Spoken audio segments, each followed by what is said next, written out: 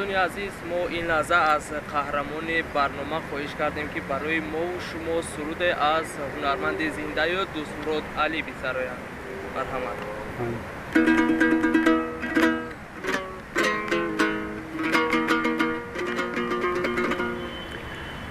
بمان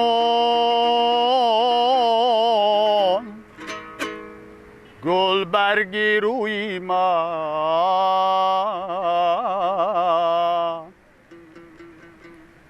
خزان گردد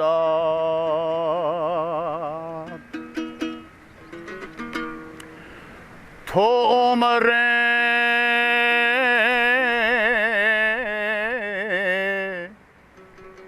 مهربان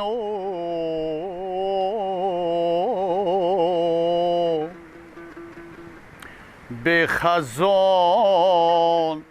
باشی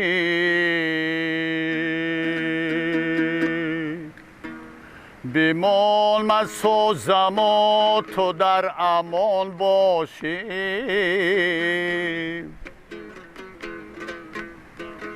بمان من میرم و تو جاودان باشی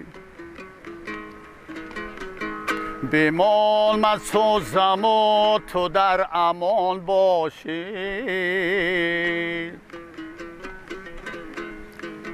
بمان من سوزم و تو جاودان باشی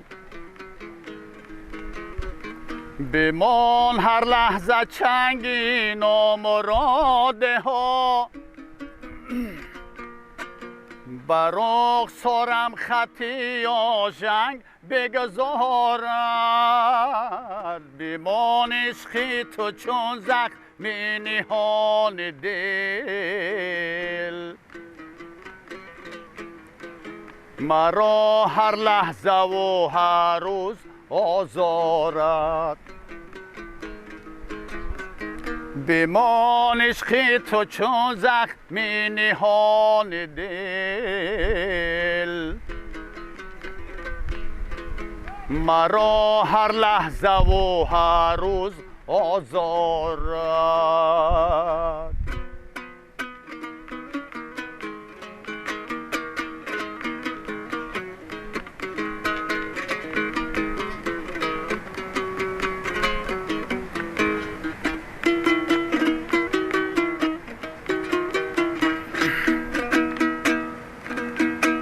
توانست توانا را به تو بخشد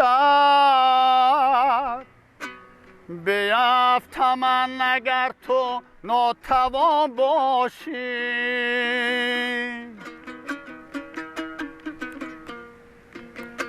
با پاس این همه امید و قربانی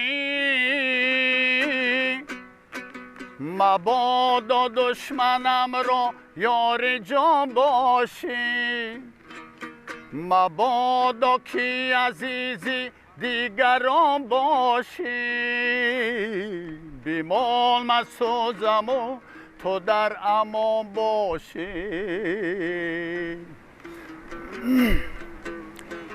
بمان من میرم و تو جاودان باشی بمان من سوزم و تو در امان باشی